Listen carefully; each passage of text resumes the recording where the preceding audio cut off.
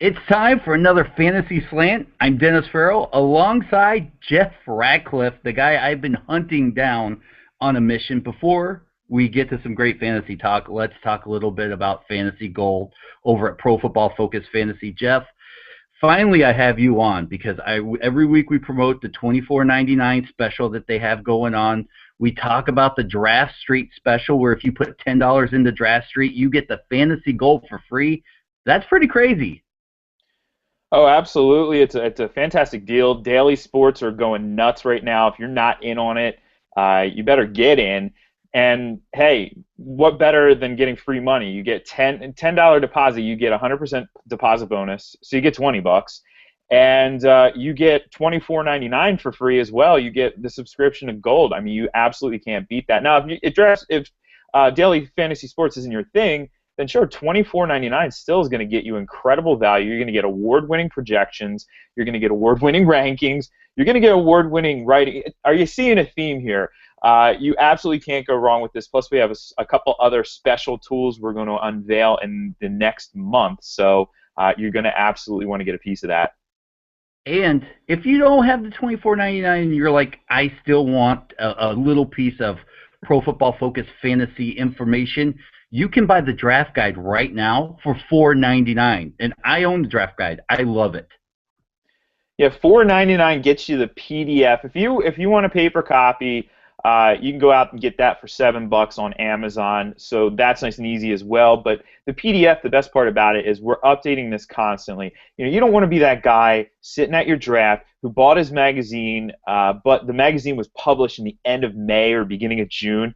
All that information is dated. Our information is going to be constantly updating. So if you buy that PDF, you can keep downloading each time we update. We just updated a week ago. We're about to get the next round of updates coming in as training camp starts up, and it's going to be continuous from there. It's an advantage you have over everybody else in the field, and $5 is really not much to offer for that. And look, I am a living testament. Before I was honored enough to be part of this group, I did go out and buy the magazine every chance I got. I was a big fan of the magazine. Last year, the magazine helped me win my fantasy league. And if the experts are reading it, you should read it, right? Oh, absolutely. We were just out in San Francisco, boss man Mike Clay and I, for the Fantasy Sports Trade Association conference. Yes, that sounds really interesting, doesn't it? But a bunch of fantasy nerds all together in a hotel, and amazing. The industry's growing to staggering proportions. This year, they set a record. It was literally standing room only in this pretty big-sized hotel conference room. But anyway, we had guys from other sites, not going to name names, but coming up to us saying, hey, can we get a copy of that draft guide? Because it's what we do. We do something different than everybody else. We offer all that data. Like, if you want to know exactly how many times Darren Sproles lined up in the slot last year, we have that information for you in the draft guide. If you want to know what percentage of snaps Terrell Suggs played at defensive end and then at outside linebacker, we have that as well. I mean, we have so much information. It's literally an almanac of information at your disposal for $4.99. Let's use that as a good jumping off point. You bring up Darren Sproles, and here is a guy that's mixed up with LaShawn McCoy, who to me is an enigma right now, what this situation is going to bring. Everybody keeps saying they're drafting Shady McCoy number one overall if they get the chance. I'm a little more hesitant because I really think Darren Sproles, and this is me personally, will take a bigger bite out of what's going on. Well, I mean, to a degree, but we have to also look. It's not like Sproles just comes in and everything else is the same from last year. We know, obviously, one of the biggest differences from last year is going to be the fact that Deshaun Jackson is not on the field for the Philadelphia Eagles. He's on the field for their rival, that Washington franchise. So there's a lot of extra balls to go around. And like I said, Sproles is a player who will line up in the slot. He is not a conventional running back between the tackles who's going to gobble up a bunch of carries. Sproles will get a handful of carries, sure, but I wouldn't be surprised if we see maybe an average of 3 to 4 carries a game. Nothing significant. And that's really, another thing. Bryce Brown isn't there. Yes, Chris Polk was sort of coming on at the end of last year, but Bryce Brown was the primary number two. And Bryce Brown, I mean, yeah, he touched the ball out of the running back carries. Something like, off the top of my head, is something like 19% of the running back carries last year went to Bryce Brown. So even if Sproles does that, he's exceeding what I'm projecting him at. And that's not that significant. That means that McCoy still has the same amount of touches as he did last year. We know Chip Kelly loves to run the football, and they're going to continue to do that. In fact, Dan Schneier, one of our writers, is working on a piece right now where he's looking at running back involvement in terms of the passing game. And he actually quoted Ron Jaworski, who suggested because Jackson isn't in Philly anymore, they might have to go from a more of a vertical passing game to more of a horizontal game where they are going to involve the running backs more frequently. So that will be good for Sproles, but it's also going to be good for McCoy. I don't know if I'm shying away from McCoy as that number one pick. Reception-wise, we all know PPR leagues, LaShawn McCoy is a PPR beast. Last season, he had 52 receptions for 539 yards and 2 touchdowns. This year going in, a lot of people are projecting from 10 to 15 less receptions. Your opinion? Mine, I don't think it's going to cut in that much. I think that, I was off maybe by a year where I really thought Bryce Brown was going to have a huge year because there's just going to be so many offensive snaps. There could not be. This year, maybe I'm going on the same boat where I say, look, Darren Sproles will put up the Darren Sproles numbers he did last year. LaShawn McCoy will do what LaShawn McCoy does. But do you think reception-wise, PPR leagues, does LaShawn McCoy take a tad bit of a hit and you drop him down a spot, maybe a 2 to still a top 3 running back? Or is he still safe in the receptions? No, I think that's fair. I think that's a good assessment, actually. If he takes a hit, and he's not, he's a fantastic player, but he's maybe not the best pass-catching back in the league. I mean, maybe that goes to somebody like Jamal Charles instead, where, obviously Charles, he's not going to take a hit whatsoever. So in a PPR format, if I have that first pick overall, I'm probably looking towards Charles. And to be quite honest with you, it's really tempting to grab a guy like Matt Forte as well, because there's not as much uncertainty in that situation in Chicago than there is in Philadelphia. I think McCoy is going to be fine, but you're right. In a PPR format where those extra points really do start to add up, I mean, if let's say Charles has 70 receptions and McCoy has 35, right? He doubles the receptions. McCoy can, maybe outrush him, but still that reception total is what takes Charles over the top. And the same thing for Forte. I don't know if Forte has 70 receptions, but 55 wouldn't shock me. 60 wouldn't shock me at all. So that does eat into it. And I love that you bring this up, because at this time of year, we're always talking draft strategy and we're talking how we approach things. And if you just blindly approach every single draft the same way, I can almost guarantee that you're not winning a lot of championships. Yeah, maybe you strike gold last year with Peyton Manning or something like that. But for the most part, you need to adjust your strategy to each league scoring setting, the roster settings, and the amount of teams you're playing with. That's all going to come into play. And so in PPR, you're right. We got to look closer at these running backs. A guy like Adrian Peterson takes a hit in PPR just because he isn't necessarily that maybe elite level pass catching back. He's an elite level running back. Don't get me wrong. He's maybe the best running back we've ever seen. That's a debate I'd love to get into with folks on Twitter. But I bump him down in the PPR formats. I'm glad you bring up Adrian Peterson, because I kind of have fantasy hate for him this year. I won't lie to you. My love for Adrian Peterson in the top 3 spot is not there. The guy's been healthy 3 times over the last 7 seasons. He shoehorned his record-breaking season with the year before being injured and was a top. I think he finished 6th among running backs in fantasy points, and he had the record-breaking season. Last season, he finished 7th among running backs. Even 6 standard league wide receivers outscored him. I keep trying to ask people, what Adrian Peterson are we going to see now? I kind of start to get the feeling that we're going to start getting the Adrian Peterson that's going to finish the season about where he did last year. You can chalk him up to 2 games missed every year, maybe limited in 1 or 2 extra ones. people still love the Adrian Peterson from 2007, and I get a lot of hate. It's almost like I'm talking about their children or their moms when I talk about Adrian Peterson in this manner. But for you, what Adrian Peterson do you think? Because if I have the 6th or 7th pick in the draft, I might take him. But top 3, I can name 3 or 4 of the running backs I'd rather have. I still think I'm going with him number 3 overall. Pound for pound, though, I mean, even the injuries, though, look at the consistency this guy has had. Double-digit rushing touchdowns every single season of his career. That's why I'm saying this guy, you can make that argument for him being the best running back in NFL's history. And we really haven't seen that dip.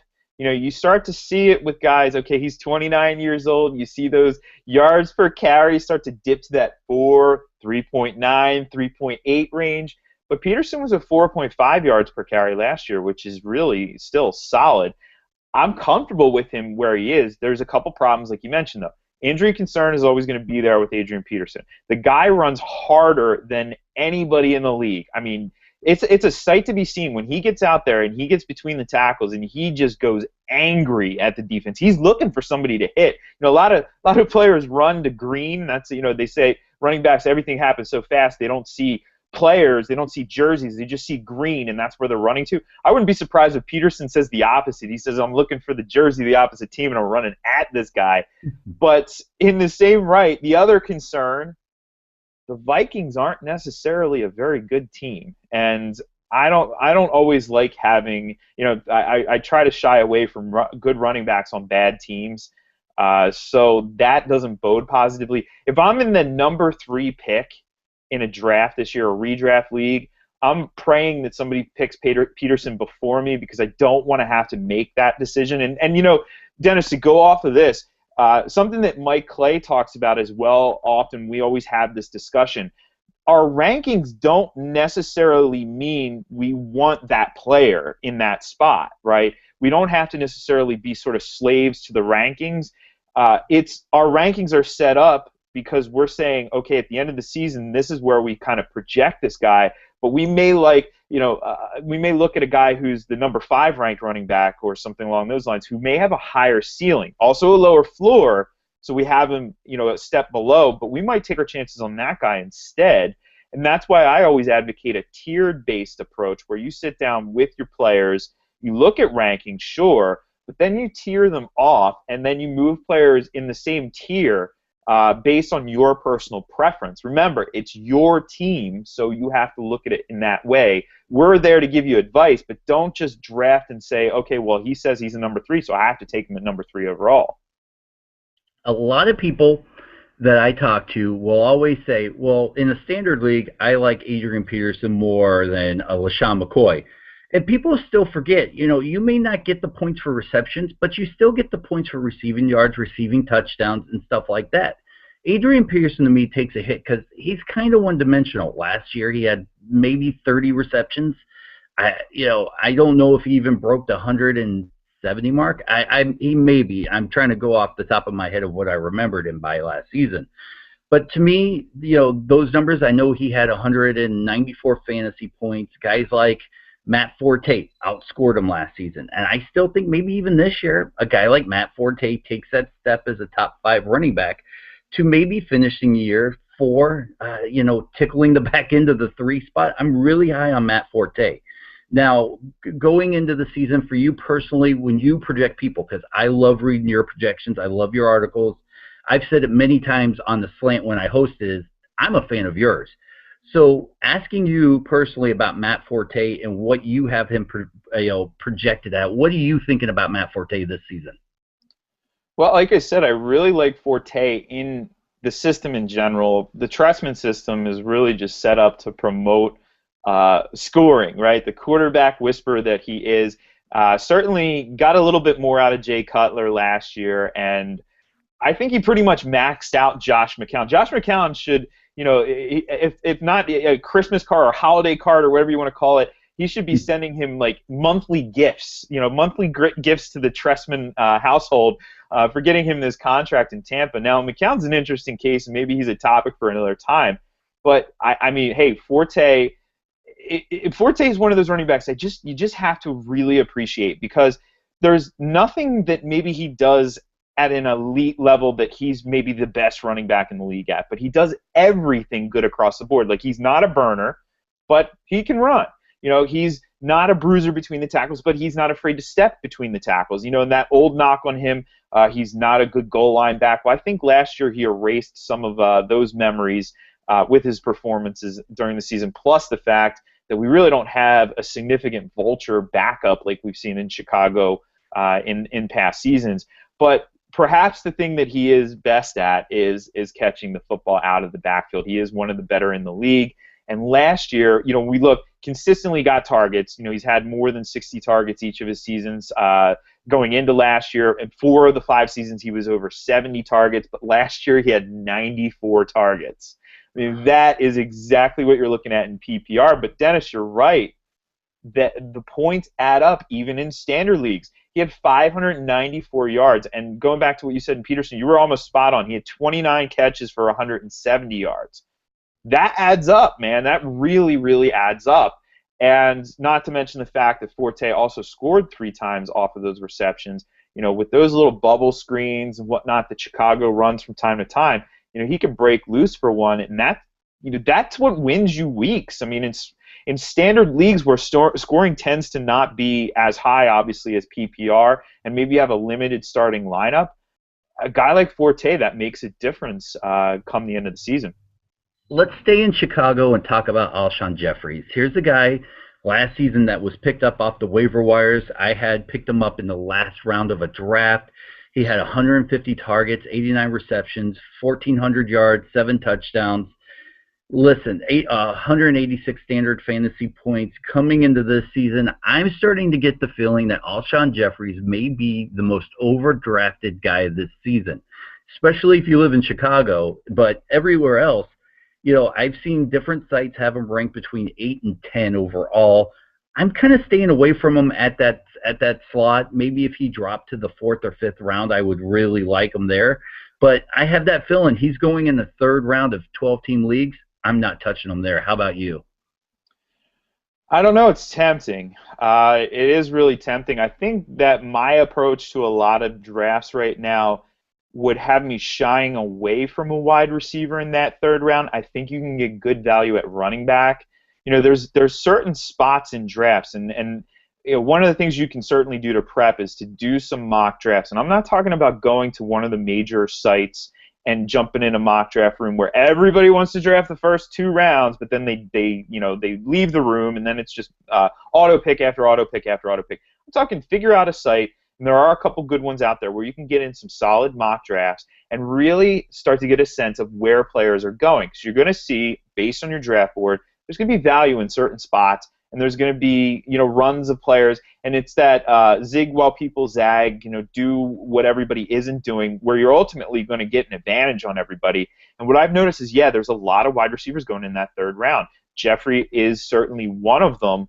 I love Jeffrey. I love him from a skill standpoint. I mean, some of those catches last year, those weren't flukes. Like, this guy's nasty. Like, he can go up, he can get the ball, big-bodied receiver who has speed, who's slimmed down from that kind of scary weight he was at coming out of the draft, and really emerged with very likely the help of Brandon Marshall, the tutelage of Brandon Marshall.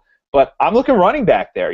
If in an ideal world, you get a solid running back in the 1st round, you get an elite level wide receiver in the 2nd round. Like, if you can get a guy like Demaryius Thomas in the 2nd round, right? Can you imagine Matt Forte, Demaryius Thomas, and then in the 3rd round, if you're lucky, you find Gio Bernard, but that might be a little bit of a stretch. He's probably gone by then. But maybe even like somebody like Alfred Morris. I know a lot of people are off on Alfred Morris.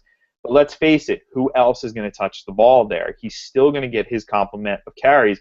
And this guy is a really good running back, folks. Watch the tape. The guy can run between the tackles with the best of them. So you get him in that spot. And let's not forget, were it not for a bunch of vulture touchdowns last year, everybody beyond the Morris bandwagon going into this year. So, I'm probably going to stay away from there. But, Dennis, you bring up a good point, too, as well. Like, there's a breaking point for every single player, and you almost have to sit down with a lot of players and give yourself like that breaking point. Like, I'm not going to touch the guy in the third round, but if he's there in the fourth, I'm grabbing him, right? Or, and like the classic example, like Rob Gronkowski. All right, well, Gronk's there in the second, I'm not touching him. Gronk's there in the third, I might think about it. Gronk's there in the fourth, I'm grabbing him, right? That sort of scenario, and that's kind of how I feel about a player like Jeffrey. Two burning questions for me going into draft season, which, as of this recording, we're kind of knocking on the back door of draft season. Andre Johnson demanding a trade pretty much. I don't think personally it's going to happen. I would love to see it. I think that would help his fantasy value a lot. But when you hear of a guy saying, I want to trade, and then everybody starts drafting him one,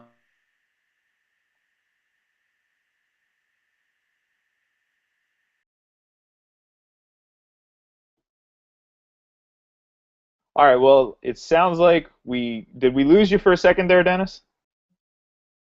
Are you back? Doesn't sound like he's back. So hopefully if he rejoins us in the process, it sounds like he's talking about Andre Johnson. So I'll go ahead and discuss Andre Johnson. We have the wonders of the Google Hangout to those of you listening to this on the podcast.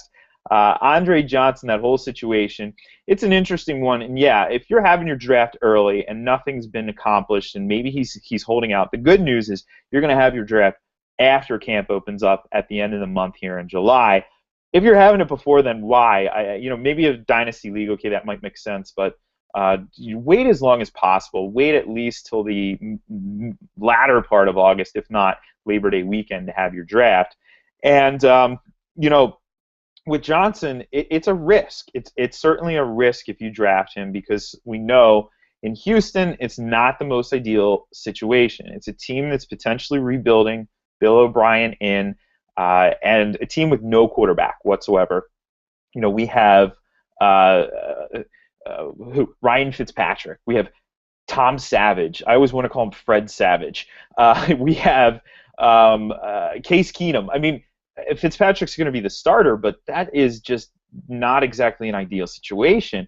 Fitzpatrick's proven to be okay at times as a fantasy quarterback, and he can get the ball around a little bit, but you want a little bit more if you're an Andre Johnson owner, if you're an Andre Johnson supporter. So, it's almost like those types of players I'm going to avoid for the most part in drafts. Again, when you're building a draft board, you have to sit down there and you have to potentially red flag certain players. Now, the way I approach this typically is I'll sit down and I actually build a round-by-round draft board on Microsoft Excel. And if there are players who really stand out to me, I'll highlight them in one color. If there are players who, and I'll move them up in my tier. If there are players who are sort of red flag, I literally highlight them in red. And Andre Johnson would be one of those players right now. A scary situation because he could potentially hold out. Maybe he holds out the whole year. I really don't think that's happening. But then again, in Houston, I'm not crazy about the situation. Now, that being said, I do like Andre Johnson from a skill standpoint. Yes, he's 33 years old.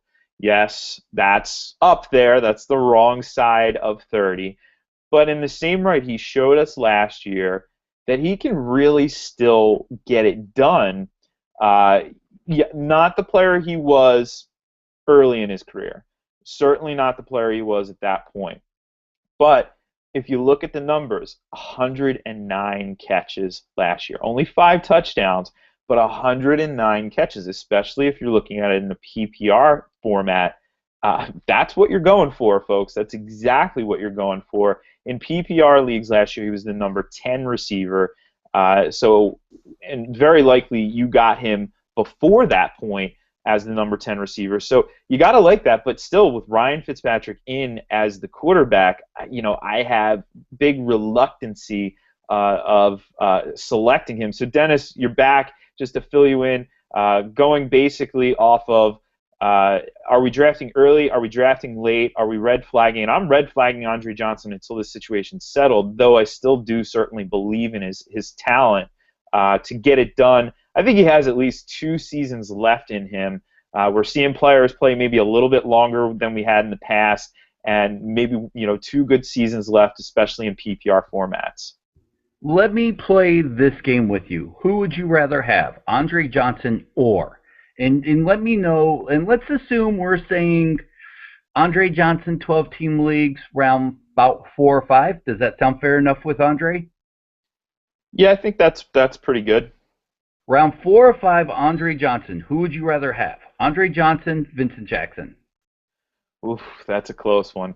The stability of Vincent Jackson, the better quarterback. I'm going Vincent Jackson. Larry Fitzgerald? Larry Fitzgerald, definitely. I really do like Larry Fitzgerald. He's a post type sleeper. You know, the prime one of the prime candidates for that last year or this year. Last year, a disappointment for a lot of fantasy owners. But let's not forget, this is Bruce Arians' offense that certainly pushes the ball down the field. And I really do like Larry Fitzgerald. I'm still buying into him and still taking him, and that's the best part. You can get him at a value this year. How about Pierre Garcon or Deshaun Jackson? Which one of those two? Ooh, if it's that's close. It's not. I'm not taking Deshaun Jackson. I'm definitely taking Andre Johnson over Deshaun Jackson. I don't see Deshaun matching his stats from last season. Certainly Nowhere close. helped. Yeah, it helped being in that system. Garcon's going to be close just because he gets so many looks, but I'm going to give this slight edge to Andre Johnson. I think I've reached my breaking point. Really interesting. Now, PPR league, I would assume you would take Garcon over Jackson. Last year, 113 receptions for Garcon. Would you say that gets cut into? We'll go back to the who would you rather have, but while we're on Pierre for a second, would you think that with Deshaun in town, the 113 receptions go down? I kind of projected him for about 98 to 100 still. I think he loses 13 to 20. Which will affect his numbers by 102 receiving yards, in my guess. What's your take on Garcon? Is he just a PPR guy to you?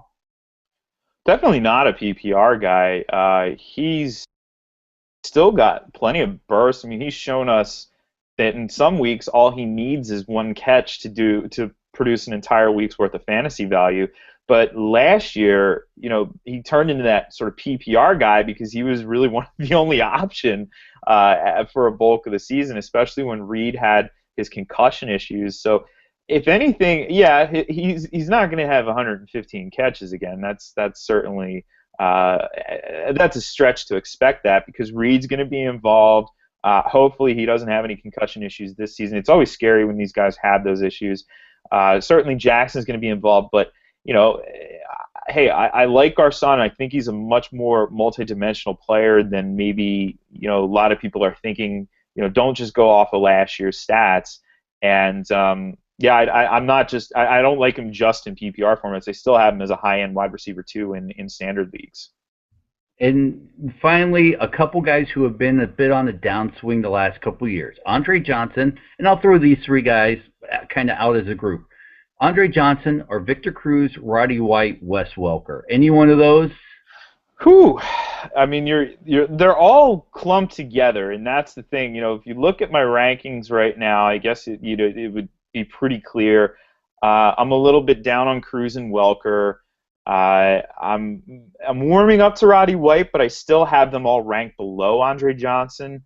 But Welker for me is certainly on the downslope of his career. I've been vocal this offseason about my belief in Cody Latimer. I think Latimer's that size speed guy that really he's the same size as Decker, but he's faster. He's got that speed, that blazing 4.4 speed that Decker never really had. Decker's a fast guy in his own right, but Latimer's a tenth of a second faster in the 40. And one of the problems Decker always had was getting separation from coverage. Well, we may see Latimer do that, and Latimer may emerge by the end of the season as the sort of number 2 option. So I'm a little down on Welker. PPR format, sure, still, but standard leagues, I'm probably looking elsewhere when, in that range where he's about to go in drafts as a wide receiver too. I am warming up to Roddy White. The age is a concern, but having Julio Jones back on the field really does open things up back for White, plus the fact that Tony Gonzalez, Anthony Gonzalez, that's a name right there. Anthony Gonzalez, how many people own that guy in dynasty leagues, right? But anyway, Tony Gonzalez out of the mix, lots of balls to go around. So I'm warming up to him. He's a guy who's been creeping up my rankings, but I still have him as my number 20 receiver. I know a few folks might believe in him a little bit more. I think Mike Clay might be the highest on him out of the staff. And then the third was Victor Cruz. Oh, Victor Cruz, I do like the offense now. The McAdoo offense is going to be a much more simplified offense. What we saw under Gilbride was very complicated. You have these option routes where the receiver needs to make this decision, and Eli Manning has to understand that they're going to make this decision based on this coverage. So the receiver has to decide right, and Manning has to essentially, and Manning's making the right decisions in a lot of cases, and the receivers are making the wrong decisions, or maybe they're making the right decisions and Manning's making the wrong decisions. That's what happened last year. And it was too complicated, especially for guys like Ruben Randall. And hey, everybody knew Cruz is the only guy on the field. Well, this year maybe it changes a little bit. Randall's flashing in the preseason, really taking well to this system, going to be a guy who's going to be strong outside the numbers. They have Odell Beckham Jr., ODB, who is perhaps the best nickname, right? But the most polished route runner out of this year's draft class. And this year is an impressive wide receiver draft class. So, I think Cruz is another player. I don't have him above Andre Johnson, but he's a player you might be able to get at a value. Always look for the value. Don't just don't just go by the rankings and, oh, well, I have to take this guy here. If you feel like your league's down on Victor Cruz and you can get him in the 5th round, if he's your wide receiver 3 there, or maybe you got a tight end, so now you have 2 solid running backs, an elite wide receiver, and you have Julius Thomas, and then you take Victor Cruz in the 5th or 6th round, probably 6th round, let's say. I mean, you're sitting really well, so you really can't beat that. And we've seen Cruz has some of the biggest big play upside of any receiver in the league, and that still is there, folks. It's not going away. Let's switch gears and talk about quarterbacks, because here's a position for us fantasy insiders that has drastically changed. Several years ago, I would say probably 4, it seemed like you had to get a premier quarterback in the first few rounds to win your leagues. Now, over the last 2 or 3 years, it seems like I can wait till round 5, round 6, and get a very serviceable, Tony Romo, Matt Ryan has fallen into that spot. But last season, we know Peyton Manning's record-breaking season. There was 63 points that separated him from the number 2 guy, Drew Brees. And there was 43 points that separated Drew Brees to the number 3 guy, and that was Cam Newton. Now, from Cam Newton at number 3 to the number 16 spot, only 43 points separated those spots. Now, is it now acceptable again to take Peyton, of course, in the first round? If he falls in the second, that's a no-brainer. But a Drew Brees at the end of the first round, anyone like that, or are you still holding steady at, I'm waiting on my quarterback? I'm going to wait. You sacrifice too much value. It just, the numbers don't support it. And, again, look at last year. Okay, you mentioned Manning. You mentioned the record-breaking season. He was a 4th or 5th round pick in a lot of leagues that I was in. He went well after Aaron Rodgers, well after Drew Brees, even after potentially Tom Brady, Matthew Stafford, guys like that. Last year, Cam Newton maybe. I mean, he's the 5th, 6th, 7th quarterback off the board in a lot of leagues, which is surprising. I was actually in a league where Matt Ryan went before Peyton Manning last year. The Matt Ryan owner finished last. The Peyton Manning owner won the league. I mean, so there you go. You make that wrong decision early. And it can really come back to bite you. And I think drafting quarterback very, very early on is a wrong decision, unless, like you say, okay, Manning falls to the 2nd. I might consider that one. Or how about a better scenario? I still think this is going to be a resurgent year for Aaron Rodgers. He is my number 2 quarterback. And there's a bit of a split on that one in our staff rankings. Some folks do have him number 2, some have him number 3 behind Brees, but I like him a little bit more. Now, if Aaron Rodgers falls to the late third, so if I'm in the back end of the 3rd, or perhaps into the 4th round, I'm really thinking about that. But again, for me, is the value is probably not going to be there. We know most leagues still have, like you said, that quarterback early mentality. So you can wait. You can build up depth and quality starters at running back and wide receiver. You can get your hands on a solid tight end. If you get your hands on a top tier tight end, you're going to have a weekly advantage. Now, I don't know if I draft Jimmy Graham in the first round, but I'm seriously thinking about Julius Thomas in the third round or Rob Gronkowski in the late third, early fourth round. But quarterback-wise, you can get some value. Matthew Stafford's falling way too far, right? This guy has, what, 1,500, almost 1,500 yards, or 15,000 yards, I'm sorry, over the last 3 years. And this guy's falling to the 7th, 8th. I was, in the Roto World mock drafts, Phillip Rivers, who is the number 4 quarterback for last year, was the number 16 quarterback taken in that mock draft, and the number 15 quarterback was Tom Brady. Okay, you can get quarterbacks later on, and even if you want to do a quarterback by committee, like say, all right, you get Matt Ryan as the 8th quarterback off the board, and you're not exactly comfortable with that, and Brady's still there, go ahead and take him. You already have solid starters at the skill position, so why not back that up? And now you're in a good situation. Hey, and if the best case scenario, both of them blow up over the first month of the season, unload one and get another wide receiver, get another running back, get that elite tight end maybe you missed on. There's so many options you can do there, and you don't necessarily pigeonhole yourself like you would if you take a quarterback early. Aaron Rodgers, you're number 2 guy. Let's play the over-under game.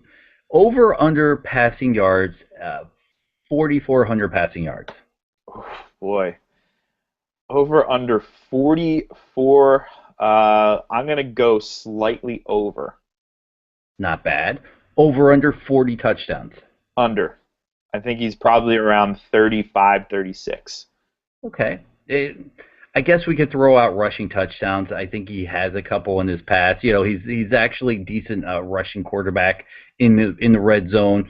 Over under 2 rushing touchdowns. I think that's probably right where it is. That's a good number right there. Absolutely great rushing quarterback. We're seeing that more and more with these guys. Another one, Andrew Luck. A lot of people don't get how athletic he is. He's not Drew Bledsoe standing back there like a statue. I mean, these quarterbacks can run. And yeah, I think 2 is pretty much spot on. I'm gonna go push with that one. And finally, Cam Newton. Let's talk about him because I see where people say his wide receivers are horrible. I see where people say, hey, they're not as bad as you think. Watch out for the ankle. Don't watch out for the ankle.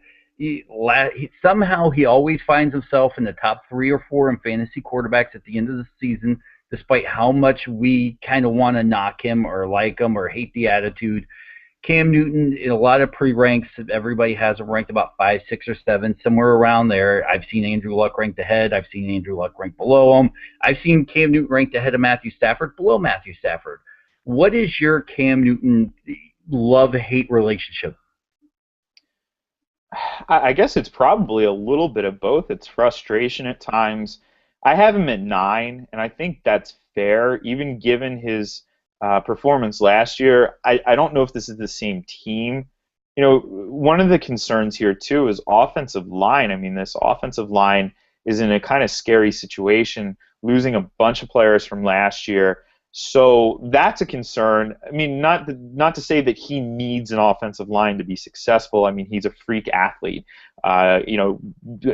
Prototype, exactly what you would want in a quarterback body. The size, the speed, the arm. He doesn't necessarily have the prettiest looking throwing motion, but hey, he can throw the ball, and there's no doubt about it.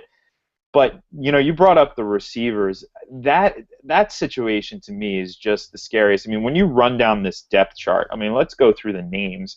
All right, we have Kelvin Benjamin, a rookie who was highly touted in the draft, but really only showed us 1 year of college production. Is he going to be the next big thing, or is he going to be the next Stephen Hill? We don't know yet. We have Jason Avant. Okay, Jason Avant has no speed. He's not a burner. And that was part of why he maybe didn't excel necessarily last season in Chip Kelly's offense. He's a slot guy. I mean, yeah, he has great hands. He'll catch the ball, but he's not going to do anything after the catch. He's almost like a catch and fall tight end. Just catch and fall down. Jericho Cotchery, okay, he's made a great career for himself, but would you consider him, a number one receiver on a team? No, he's a number 3 or number 4 receiver on a team. Yet here he's going to be forced to potentially be the number 1. It's either him or Benjamin. Taquan Underwood, the coolest haircut perhaps in the all of the NFL, but what has he really done outside of a couple big plays here and there? And then it gets worse when you start to look even deeper. But I don't want to go too far into that. But that's scary, man. That's really scary. Where does the production come from? Plus, then you hear Ron Rivera in the offseason saying, well, we don't really need wide receivers. We just need, 10, 12 catches a game. So they're almost going like, well, I've heard some people compare it to the Moneyball approach, which means Cam Newton's passing yards almost have to take a hit in that sense. But where he does perform well and where he does certainly save his fantasy value is with his legs. But are we going to see that, 6, 7, 8 touchdowns, or are we going to see more like 4 touchdowns out of him? And I think four is a fair number with, a good chunk of rushing yards, somewhere in the range of maybe, I don't know, I'm thinking off the top of my head, 450, 500. I don't know if we can, project that much more. 550 at the most. That's my concern, and I'm low on him. I'm certainly low on him. You talk to somebody else and they say you're crazy for what you just said, but I'm low on him, and I don't think he repeats his fantasy output from last season. It sounds like you're talking yourself into dropping him even further down the rankings. I'm looking at different quarterback rankings from around the fantasy internet. Would you said you had him ranked about 9th, so would you take Russell Wilson over him? No. Would you take Colin Kaepernick over him? It's going to be close, but no. Matt Ryan. I would take Matt Ryan over him. That's probably right around my breaking point. RG3 and Nick Foles, kind of. I definitely Foles. I'm a believer in Foles. Even if he doesn't repeat, I mean, it's going to be almost impossible for him to repeat that touchdown-interception ratio from last year. That was historic, and some of it was kind of fluky too, because there should have been a couple interceptions that just weren't interceptions. But still, Foles is in a great situation to produce numbers, and they're just going to. I mean, the Philly offense is just going to pile up stats just like they did last year. So it's really solid for QB1 production. And you mentioned RG3. I'm an RG3 supporter. I know I catch a little bit of flack for this, but I do think we see a resurgent RG3. I would be more comfortable taking my chances. I think there's chances with both of these players. They're right in that range, the back-end QB1s, but I kind of would rather take my chances with RG3. I know that certainly might stir up some controversy, but I'm taking my chances with him because I actually have him one spot ahead. I actually just checked my rankings. I have Newton at number 11. I have Matt Ryan at number 9 and RG3 at number 10. Okay, that sounds about where I would put him. To me, fantasy-wise, you cannot discount peace of mind, and that's what I tell a guy. If you have to think twice about drafting somebody, you probably shouldn't. Go somewhere else. Is 10, 15-point gap enough to say, well, now, with player A, I don't have to worry about him missing 3 to 4 games a year because I know player B plays in every game but scores 10, 15 fantasy points less every year. Do you have that peace of mind factor? I mean, in some cases, maybe, yeah, but I don't know if I look at missing games. I'm not a fan of trying to predict injuries. I know, yes, some players have the injury-prone label, but we have a lot of prognosticators out there, not industry folks, not industry analysts, but just people who play fantasy football who think they know that certain people are going to get injured. And you don't know. If you know, then go to Vegas and bet on it, and you can retire shortly after you make millions betting on people's injuries. But the reality is we don't know. We really don't know. But what we do know is that certain players give you perhaps high ceiling but low floor, whereas other players, yeah, you're right, maybe not as high of a ceiling, but a much higher floor on a weekly basis. In other words, they're really consistent. So sometimes, yeah, I do like that peace of mind knowing that a guy is going to be consistent week in and week out. But if you load your entire team up with guys like that, you're probably not winning championships. So you do have to sort of balance between the guys who are going to be consistent and then the guys who are going to blow up. Like we talked about Alshon Jeffrey earlier in the show. I mean, boy, he was a guy who blew up last year, high ceiling, but you didn't get it every single week out of him. Before we continue with the fantasy sports talk, we do want to bring up Fantasy Goal one more time. But where can people, if people have questions for you, want to follow you on Twitter, where can people find you personally? Yeah, you can follow me on Twitter at Jeff Ratcliffe, and that's Ratcliffe with a T. There is an E at the end of the name. It's funny. There's a guy who's at Jeff Radcliffe with a D, and people ask him fantasy questions from time to time. So the guy like tweets me like, "Hey, these guys are asking me questions." But yeah, so at Jeff Ratcliffe, you can certainly follow the PFF Fantasy Twitter as well at PFF_fantasy. You can certainly check out all the content we have on the site as well. And yeah, follow Dennis too. That's right, Dennis77Farrell on Twitter. Shoot me an email. That's kind of my email too, Dennis77Farrell@gmail.com if you have a fantasy question. And remember, head over to ProFootballFocus.com/PFF Fantasy. Get the PDF Fantasy Draft Guide file for $4.99. You can sign up for the Fantasy Goal for $24.99, which is amazing. And let's say you don't have $24.99, but you're really itching to get. You need that PFF Advantage. Go over to Draft Street. Get the $10 deal. Sign up for it. Then you can come get the Fantasy Gold for 100% free. That's crazy not to even do that. Yeah, absolutely. And there's so many options to you. So however you want to get in, because like I said earlier on, you're not getting this information anywhere else. We have exclusive information you can only find at Pro Football Focus. We take all the crazy numbers that they come up with on the main side, and we distill it down to a format that fantasy owners can actually use to exploit matchups to dominate their opponents. Or you could go more extreme. I know, my wife, your wife are huge fantasy players, and they just married us for the free fantasy advice. Yeah, absolutely. I mean, other than that, I had no shot.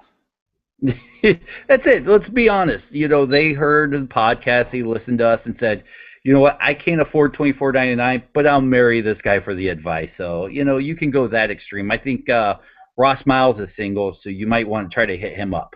There you go, ladies. Ross Miles, that debonair British accent. And as we come closer to closing out the podcast here, let me ask you a few little on-the-spot questions. I know it's still early for fantasy sleepers, but it seems like every year when people start doing their fantasy research, the sleepers is the first word that comes up. And whoever becomes a sleeper now, the hype machine will turn them into a big star by draft time, and you won't get them where you think you will. But are there a couple guys, because, quarterback-wise, I think Michael Vick has that chance to be a sleeper if he can win that quarterback job. And I'm not saying, finish in the top 10 or in quarterbacks, but a sleeper value. Are there guys that you don't think will get wrapped up in the hype machine that you're a big fan of personally? In terms of quarterback? Just any position, really. I mean, I was using Mike Vick as a example. I've got a couple running backs I like that, it's still weird for running backs because when you throw on the sleeper tag for a running back, it doesn't matter who he is. He then becomes a big guy that gets drafted around too earlier than you want. Yeah, and running back's a tough position this year. I don't really have too many. I mean, the names are already there. Toby Gerhart. Okay, everybody knows about Toby Gerhart now, so the hype train, like you said, is out of control. Maybe Rashad Jennings. I mean, it's not a sleeper. He's an RB2, but maybe people fall asleep on him, and you get him a round or two after he should go. And from there, you almost have to keep your eye on situations like the Joique Bell, Reggie Bush situation. Reggie Bush is going to get overdrafted. Joique Bell is going to get underdrafted. So you want to grab Joique Bell, right? You want to look at Lamar Miller potentially. Is he going to win that job? You want to look at the Ben Tate, Terrence West situation. Is there going to be value there? Bernard Pierce, another name who could potentially give you some value with the Ray Rice situation being what it is. So there's all of that. I mean, quarterback, a couple players who do stick out. And let's not forget last year, where did you guys draft Andy Dalton? I mean, was he even drafted? Probably not. And look at the season that he put together. So quarterbacks can come out of left field. And the player I'm looking at the most is probably Ryan Tannehill. I mean, I don't have him ranked as a QB1 or anything like that. I'm not taking that kind of a stance. But of anybody, if he finished as a top 10 quarterback, it wouldn't shock me at all. It's the guy is better than people give him credit for. And then we also have Chip Kelly protege Bill Lazor in there, which is an awesome last name, in there as the offensive coordinator running these concepts. It's going to promote a lot of scoring there if the Dolphins play their cards right. So he could be a player who could emerge. The wide receiver position is a lot more wide open. Like I said, we have a lot of great young talent, or a lot of great rookies in this draft class, and typically we wait the 3 years for the wide receivers to emerge from their rookie season. But this year, and last year we even saw Keenan Allen break out as a rookie. So this year there are certain players who I'm keeping my eye on. I mentioned Latimer earlier. Jordan Matthews in Philadelphia is another player I don't think it's going to take long before he starts to really emerge as a favorite of Nick Foles. And then Brandon Cooks, of course, down in New Orleans, who a lot of people are really talking a lot about. I love his nickname, Lightning, and he's going to be lightning fast on that turf down there. So, the wide receiver position, even guys like Terrence Williams in Dallas, maybe the hype train catches up to him, or the hype train right now on Justin Hunter, it's probably going to be a little bit too far by the time draft day rolls around. But maybe some of these rookie names fall, and you can hang on to them throughout the season and wait for them to emerge. I will say this, and my mind has changed as this podcast went on, which is great if you have guys like you and I who are open to changing our minds. And the way we talked about Cam Newton makes me wonder, could Jonathan Stewart and DeAngelo Williams be this year's fantasy running back sleepers if you see a regression in passing yards in Cam Newton? And I think, maybe you keep an eye on him, because people have DeAngelo ranked about the same spot as David Wilson, who is a fumble machine and kind of getting back to health, and maybe the third or fourth guy even on that team. DeAngelo Williams might be that value pick for me. And I might go the other direction. A little disagreement here. I still, there's certain players you just can't quit. Jonathan Stewart's on that list. Mark Ingram's on that list. And I know a number of us industry analysts can't quit Mark Ingram. But Jonathan Stewart, he's 4 years younger than DeAngelo. And he really hasn't been healthy in how long? And anytime we've seen him actually healthy, he's performed. Now, the best part, though, is news out of the offseason. You get these reports from the Charlotte Observer that Stewart looks great. He's got burst on every time he's touching the ball. I mean, yes, the offensive line situation isn't necessarily ideal, but hey, I wouldn't be surprised if Stewart goes undrafted in most leagues. So why not? Why not take a stab on a player like that at the end of the draft? And then the best part about those sorts, he's got a high ceiling, he's got a very low floor, but if he's going to hit, I think you're going to know within the first couple weeks of the season, and if not, then you can just cut him loose and move on to the next big thing.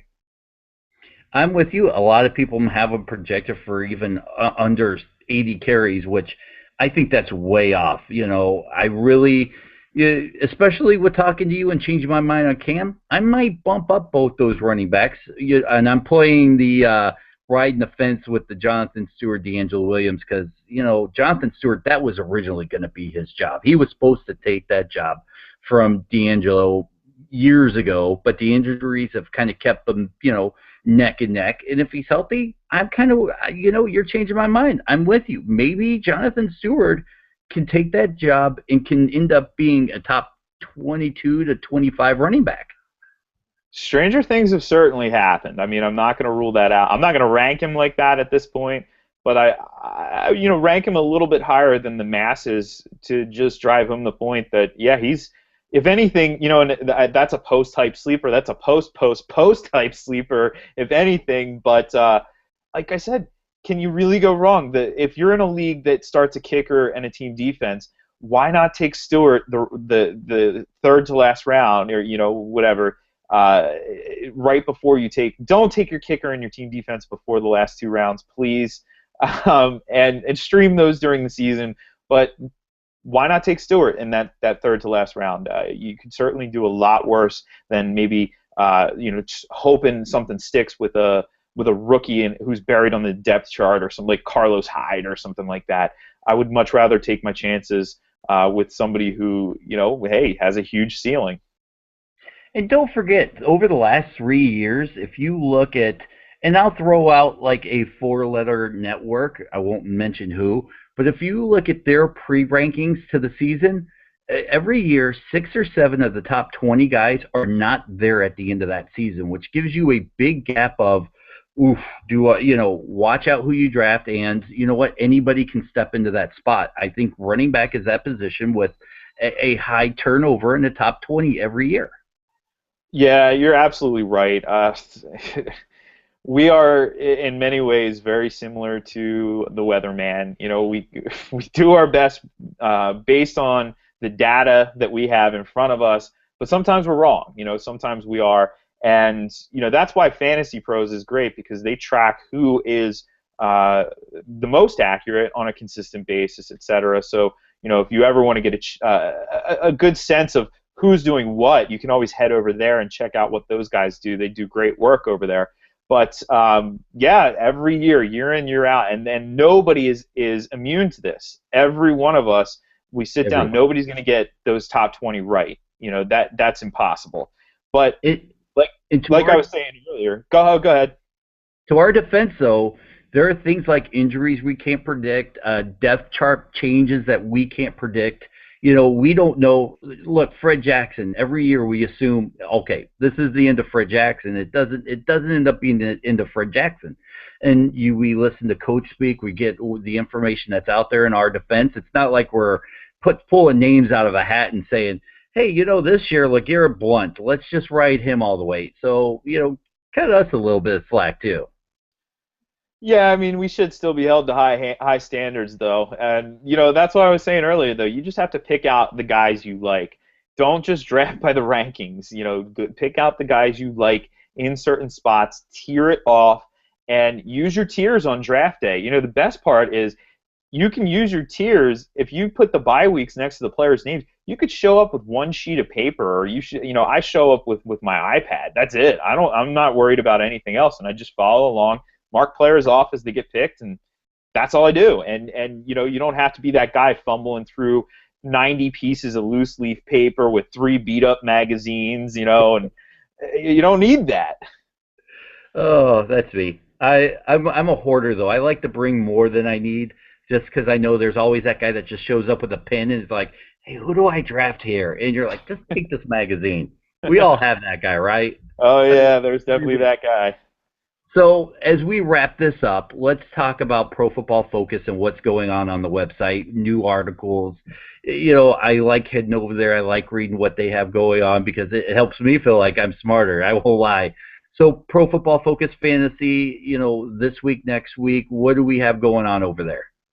Well, right now there's a couple good series going on. Tyler Lochner is going through fantasy power rankings by team.